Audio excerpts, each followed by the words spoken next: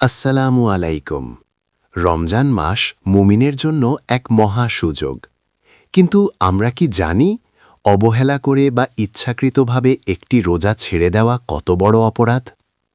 আজ আমরা কুরআন ও সহি হাদিসের আলোকে জানব রোজা না রাখার কুফল এবং এর ভয়াবহ পরিণাম সম্পর্কে। ভিডিওটি শেষ পর্যন্ত দেখার অনুরোধ রইল। প্রথমত, রোজা রাখা কোনো ঐচ্ছিক বিষয় নয়, এটি সরাসরি আল্লাহর আদেশ।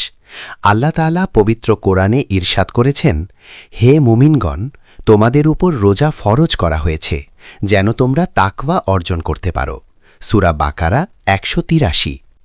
এর পরের আয়াতেই আল্লাহ নির্দেশ দিয়েছেন যে ব্যক্তি এই মাস পাবে সে যেন অবশ্যই রোজা রাখে।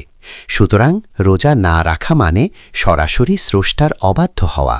অনেকে ভাবেন একটি রোজা এখন ছেড়ে দেই, পরে অন্য সময় রেখে দেব। কিন্তু রাসূলুল্লাহ সাল্লাল্লাহু আলাইহি ওয়াসাল্লামের একটি সতর্কবাণী শুনুন। সুনানে তিরমিজির হাদিসে এসেছে, যে ব্যক্তি কোনো শরীয়তসম্মত কারণ বা অসুস্থতা ছাড়া রমজানের একটি রোজা ভেঙে ফেলে, সে যদি সারা জীবনও রোজা রাখে তবুও ওই একটি রোজার হক আদায় হবে না। তিরমিজি ৭২৩। অর্থাৎ রমজানের ওই বিশেষ বরকত আপনি চিরতরে হারানেন।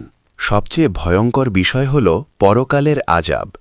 সহিহ ইবনে হিব্বানের একটি দীর্ঘ হাদিসে এসেছে, নবী করিম সাল্লাল্লাহু আলাইহি ওয়াসাল্লাম স্বপ্নে দেখলেন একদল লোককে উল্টো করে ঝুলিয়ে রাখা হয়েছে এবং তাদের গালের দুই পাশ চিরে রক্ত ঝরছে।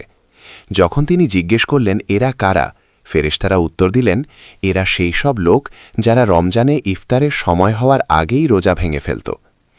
জান্নাতে প্রবেশের জন্য বিশেষ একটি দরজা রয়েছে যা শুধুমাত্র রোজাদারদের জন্য নির্ধারিত। হাদিসে এসেছে, জান্নাতে রাইয়ান নামক একটি দরজা আছে কিয়ামতের দিন, যা দিয়ে কেবল রোজাদাররাই প্রবেশ করবে। তারা প্রবেশ করার পর দরজাটি বন্ধ করে দেওয়া হবে। সহিহ বুখারী ১৮৯৬। যারা রোজা রাখে না তারা এই বিশেষ সম্মান ও জান্নাতের এই ভিআইপি প্রবেশপথ থেকে চিরতরে বঞ্চিত হবে। কেয়ামতের কঠিন বিপদের সময় রোজা আল্লাহর দরবারে সুপারিশ করার কথা। হাদিসে বর্ণিত হয়েছে, রোজা এবং কুরআন কেয়ামতের দিন বান্দার জন্য সুপারিশ করবে। রোজা বলবে, হে রব, আমি তাকে দিনের বেলা পানাহার ও কামাচার থেকে বিরত রেখেছিলাম, তাই তার ব্যাপারে আমার সুপারিশ কবুল করুন। মুসনাদে আহমদ ৬৬২৯। যে ব্যক্তি রোজা রাখল না সে এই শক্তিশালী সুপারিশকারীকে হারালো। রোজাদারের দোয়া আল্লাহর কাছে অত্যন্ত প্রিয়। নবী করিম সাল্লাল্লাহু আলাইহি ওয়াসাল্লাম বলেছেন, ৩ ব্যক্তির দোয়া ফিরিয়ে দেওয়া হয় না, যার মধ্যে একজন হল রোজাদার, যতক্ষণ না সে ইফতার করে। সুনানে তিরমিজি ২৫-২৬। রোজা না রাখার মাধ্যমে একজন মানুষ মহান আল্লাহর কাছে সরাসরি চাওয়ার এই সুবর্ণ সুযোগটি হাতছাড়া করে। রমজান মাস হল রহমত ও বরকতের মাস।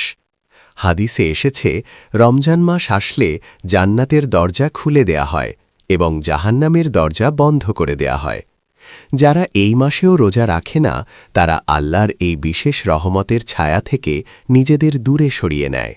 সতর্কবার্তা: শরীয়তের বিধান অনুযায়ী কেউ যদি কোনো কারণ ছাড়া রোজা ভেঙে ফেলে তবে তার জন্য কাফফারা, টানা ৬০টি রোজা রাখা ওয়াজিব হয়ে যায়, যা অত্যন্ত কঠিন একটি দণ্ড। এটিই প্রমাণ করে যে একটি রোজা ইচ্ছেকৃতভাবে ছেড়ে দেওয়া কত বড় অপরাধ।